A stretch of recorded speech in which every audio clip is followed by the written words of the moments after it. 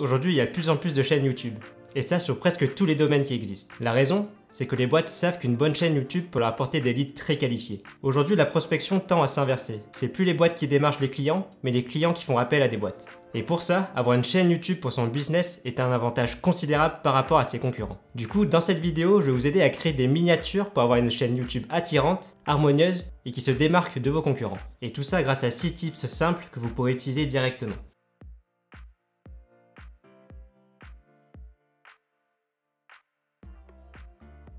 Le premier tip que je peux vous donner est de mettre en avant l'humain qu'il y a derrière votre chaîne, c'est-à-dire vous. Après, ça peut dépendre des domaines, mais en général, les miniatures avec un visage génèrent plus de trafic sur YouTube. C'est en partie parce qu'aujourd'hui, on a tendance à aimer le côté humain, l'authenticité et la proximité. Vous l'avez sans doute déjà remarqué, la plupart des boîtes aujourd'hui sont mises en avant par une personne portant sa marque et ses valeurs qui vont avec. On parle là de personnification de marque.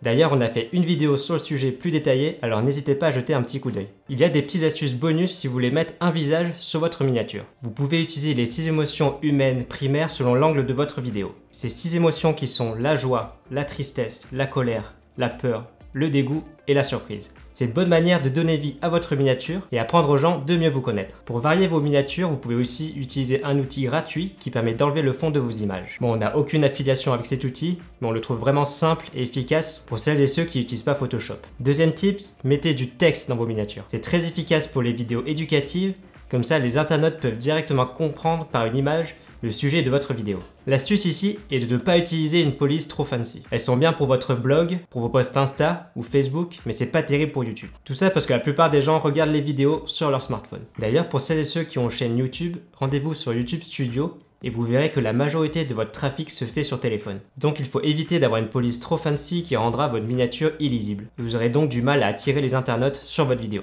Préférez une police simple et lisible comme Oswald, Montserrat, Poppins ou encore Phosphalt que nous on utilise personnellement. La troisième astuce est de rester simple. Sur votre miniature, utilisez le moins de mots possible pour attirer l'attention au mieux. La règle est de faire 4 mots au maximum. Après, ça nous arrive aussi de faire des miniatures avec plus de mots, mais aujourd'hui les vidéos sont vues essentiellement sur mobile, donc il faut que les mots soient le plus lisibles possible. Et avoir 4 mots est parfait pour étirer au maximum les mots tout en gardant de la matière pour quand même décrire votre vidéo. Après vient le choix du texte de votre miniature. Pour ce choix-là, vous avez 2 options. Pour celles et ceux qui manquent d'inspiration, n'ayez pas peur d'aller droit au but dans votre miniature. Tout simplement parce que si un internaute voit une miniature avec un texte qui l'intéresse et qu'il se rend sur votre vidéo, c'est qu'il s'attend à voir une vidéo sur le sujet en question. Si c'est le cas, il va être satisfait et restera plus longtemps sur votre vidéo. Il va ensuite s'abonner à votre chaîne car votre contenu lui plaît et correspond à ses attentes, puis il va partager vos vidéos et ainsi de suite. Un vrai cercle vertueux. La rétention d'audience est un facteur plus fort et plus mis en avant que le nombre de vues par l'algorithme de YouTube. D'ailleurs, si les métriques de YouTube vous intéressent, n'hésitez pas à nous faire savoir qu'on sorte une vidéo sur le sujet. Vous pouvez aussi choisir de faire des miniatures clickbait dans le but de susciter la curiosité. Pour ça, utilisez 2-3 mots forts pour créer de la curiosité et faire ressentir une émotion spécifique selon le sujet de votre vidéo.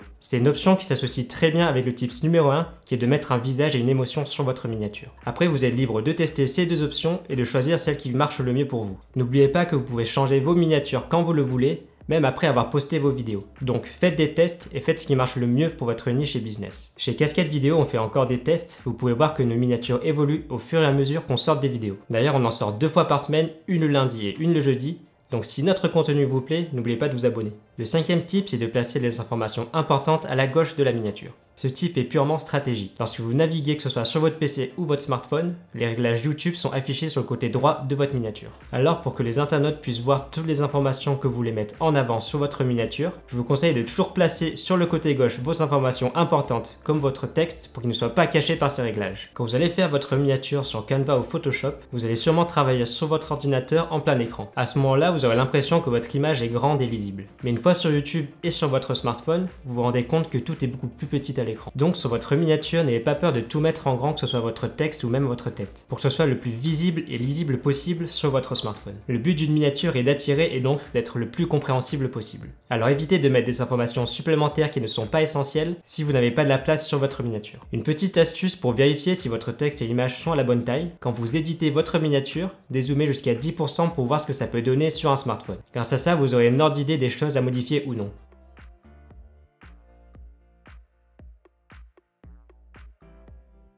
J'espère qu'après cette vidéo, vous allez faire des miniatures qui déchirent et qui mettent en avant votre personnalité et l'esprit de votre chaîne YouTube. D'ailleurs, si vous voulez d'autres conseils pour créer ou améliorer votre chaîne YouTube, n'hésitez pas à nous le dire en commentaire pour qu'on sorte plus de contenu sur le sujet. Sur ce, bonne journée ou bonne soirée, et n'oubliez pas, soyez mémorables.